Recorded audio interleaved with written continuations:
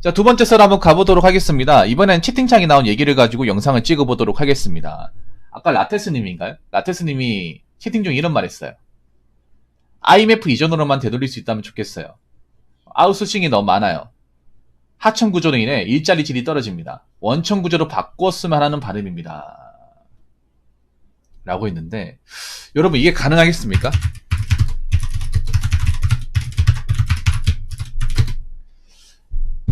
이게 될까요?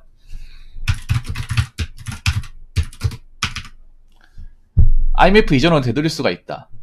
그럼 IMF 이전이 정상이라 보시는 거예요?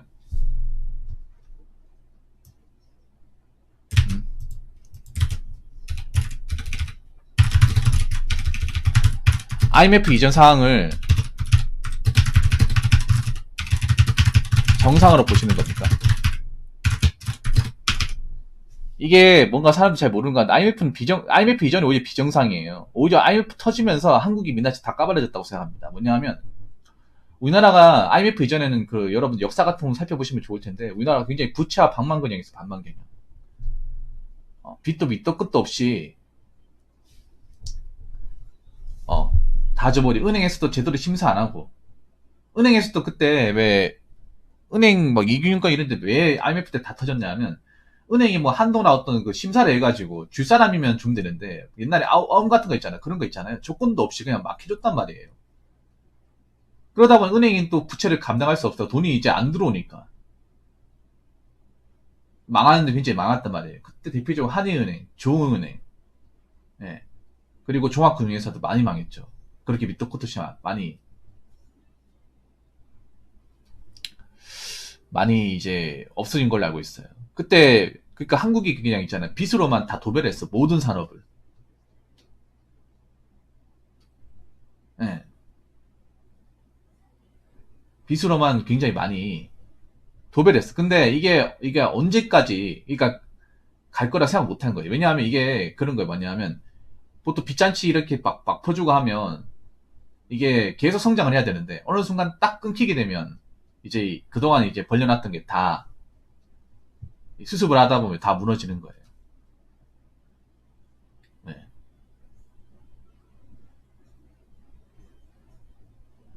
맞아요, 미티에프님. OECD 가입국 되려고 무리하게, 맞아요. 정확하게 알고 계시네. 네. 그리고 우리나라가 덩치만 커 보이게 하려고 무리하게 확장을 했어. 소갈맹이는 별로 안 좋은데, 특히 그때 예전에 대우 같은 기업들이 그 문어발식 끝판왕이죠. 대우가 컨셉이 뭐냐 하면 옛날에 다 쓰러져가는 공장을 자기들이 이제 인수해가지고 직원들을 굉장히 혹사시킨 다음에 그거를 이제 다시 대기업식으로 일으키는 방식이에요. 그래서 자꾸 이제 은행들한테 손 벌리고 돈이 없으니까. 예, 뭐 돈 되겠다 싶으면 다 인수했어. 근데 그게 이제 IMF 돼가지고 다 터진 거야. 예. 그러니까 거의 대부분의 기업들이 다 그런 식으로 했어요. 뭐 여유금이나 어떤 그런 재정적인 탄탄함 없이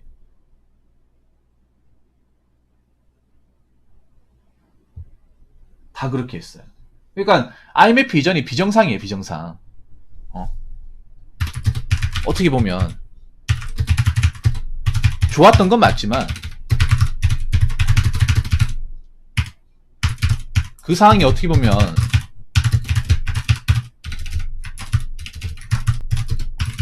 비정상적인 상황이었어요.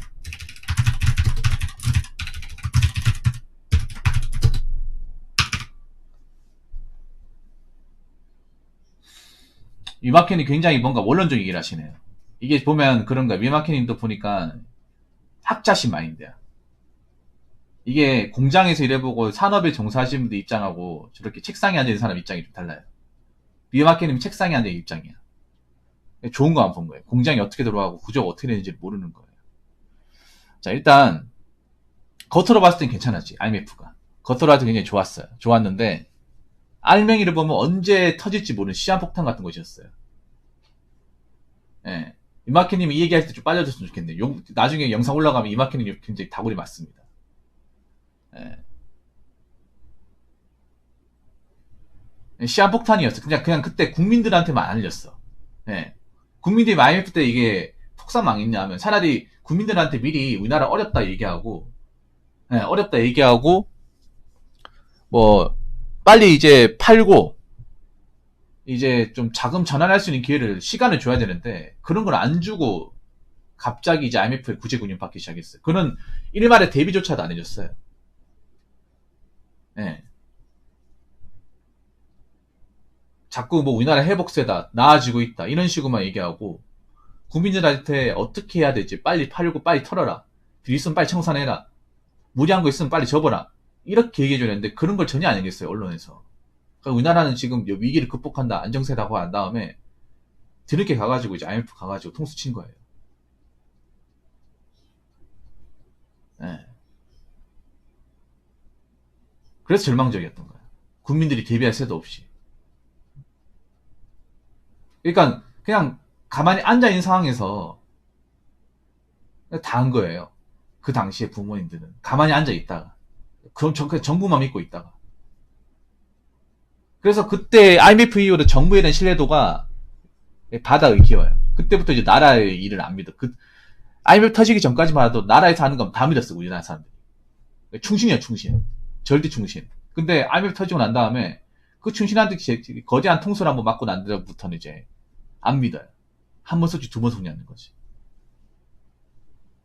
그 IMF 터지기 전까지 정부를 욕하고 하는 사람도 없었습니다, 사실상. 정부가 알아서 하면 다, 이 사람들이 다 똑똑한 사람들이 하는 거 생각이 있겠거니 생각하고 받아들였지만, 그 사람들 맡겨서 통수를 맞다 보니까 안 믿게 되는 거예요.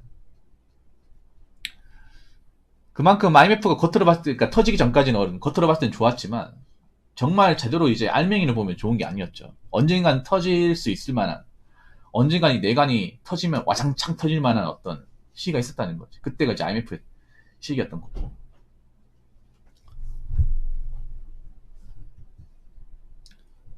자, 그리고 이런 말이 있어. 뭐 아웃소싱이 너무 많아요. 하청 구조로 인해 일자리질이 떨어집니다. 원청 구조로 바꿨으면 하는 반응입니다. 자, IMF 터지고 난 다음에, 터지고 나서 가장 바뀐 것 중에 하나가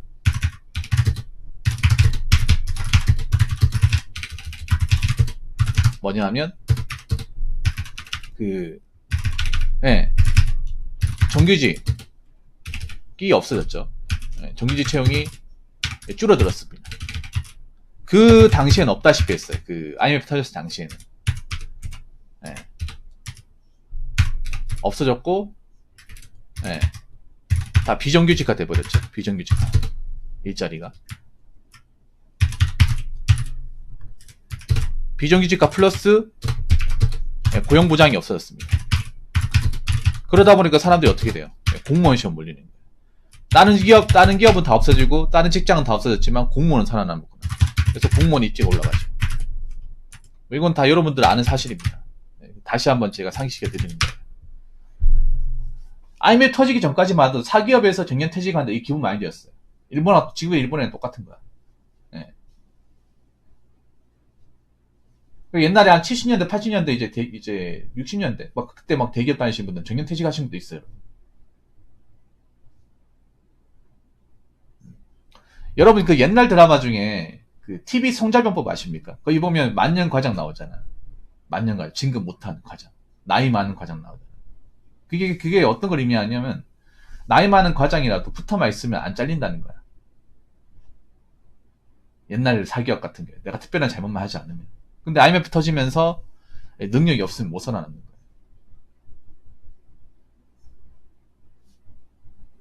거예요.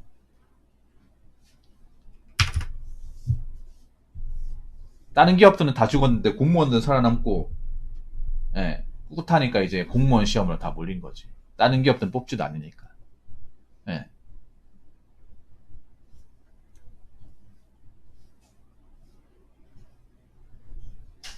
IMF 이전까지는 뭐 사람들 중간에 뭐 해고 쉬고 자른다 이런 거 없었어요. 대기업에서. 잘 없었어. 자, 세 번째는 뭐냐면, 세 번째는 또 얘기하고 싶은 게, 자, 원청 구조서로 바꿨으면 하는 바람입니다. 사실 좀 욕심이에요.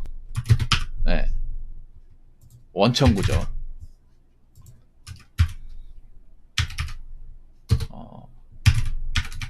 완전 욕심입니다. 왜 욕심인지 한번 설명을 드려볼게요. 여러 가지 이유가 있겠지만, 일단 원청 구조로 왜 기업들이 아웃소싱을 할까를 먼저 생각해봐. 왜 기업들이 자기들이 물건을 안 만들고 왜 외주를 시킬까 한번 생각해보세요. 그 왜 그런가 하면 두 가지 이유가 있는데, 일단 첫 번째는 인건비야, 인건비. 네. 인건비를 아끼려고. 왜냐, 하청은 이제 본청만큼 임금과 복지를 챙겨줄 필요가 없으니까. 네. 왜냐하면 제조업은 뭐 재화 용역을 만들어서 이윤을 창출하는 것도 중요하지만 인건비가 정말 중요해요. 인건비가. 특히 대기업은 인건비 무시 못하거든요. 직원 수도 많잖아요. 네. 근데 하청으로 주게 되면 대기업만큼 복지하고 인건비를 안 챙겨줘도 되잖아. 그래서 돈이 남잖아요.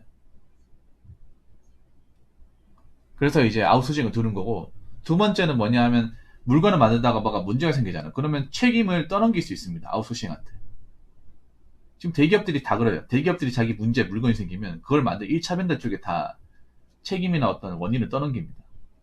그러니까 대기업은 지금 구조가 뭐냐 하면, 대기업에서 지금 물건을 자체적으로 뭐 처음부터 끝까지 다 만드는 게 아니라 완성만 시키지, 각종 부품과 소재들은 다 1차 벤더나 이제 외주화 시켜가지고 그걸 물건을 다 받아서 만들거든요. 자동차 같은 경우에도 현차는 자기들 물건 만드는 게 아니라 1차 벤더 쪽에서 만들고 조립된 거를 자기들이 가져와서 거기다 몇 개 조립시키고 완성차로 만드는 거예요.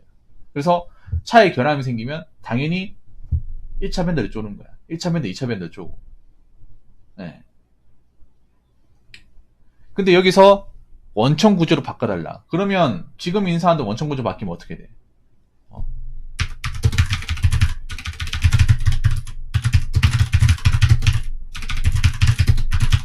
네. 과연 이게 좋아질까요?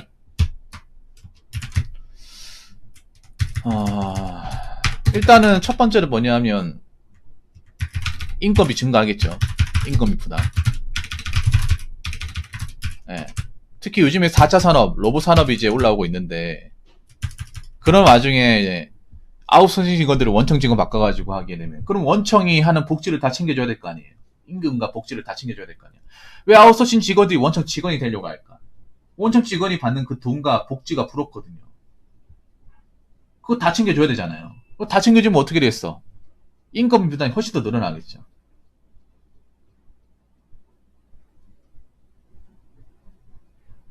네.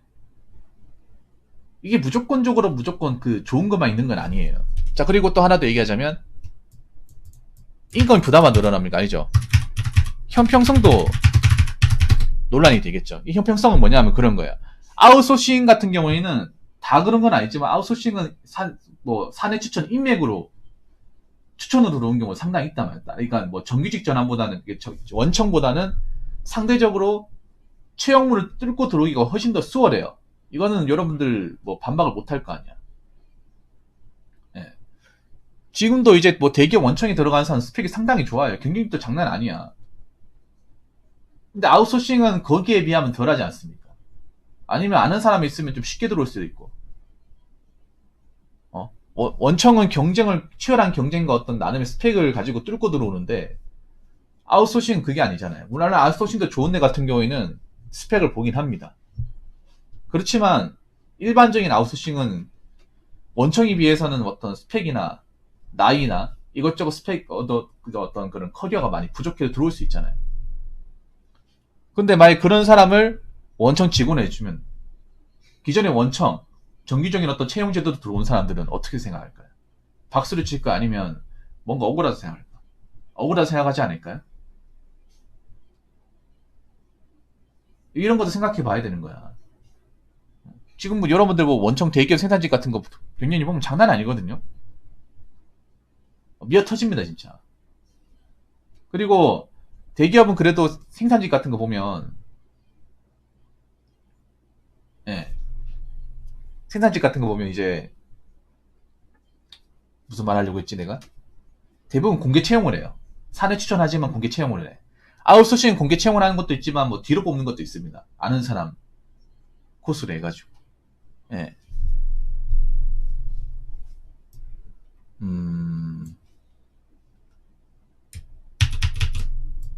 이런 것 때문에 사실 문제가 많아요. 예, 문제가 많습니다. 그 아웃소싱 직원들을 바꾸게 되면. 예. 그래서 아마 제가 봤을 때는 예전처럼 안 돌아갈 겁니다. 예전처럼 돌아가기 힘들 거예요.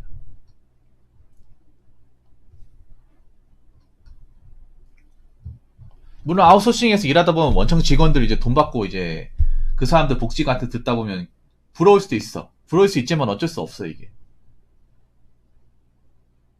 저기도 아무나 들어가는 게 아니니까. 그래서 결론적으로 말씀드리면 IMF 이전으로는 제가 봤을 때 두 번 다시 돌아가기 힘들고 지금 아웃소싱 구조가 원청 도로로 돌아가는 것도 사실상 힘들다. 그렇게 할 기업이 없습니다. 지금 제조업 가면 갈수록 이제 원청 직원들도 안 뽑고 있는데 어떻게 아웃소싱을 전환시켜줍니까? 지금 제조업이 경기가 반도체 말고는 썩 좋은 데가 별로 없는데. 그래서 제가 봤을 때는 좀 헛된 바람이다. 네, 이 말씀을 좀 드리고 싶습니다. 자, 이상으로 두 번째 썰 마치도록 하겠습니다.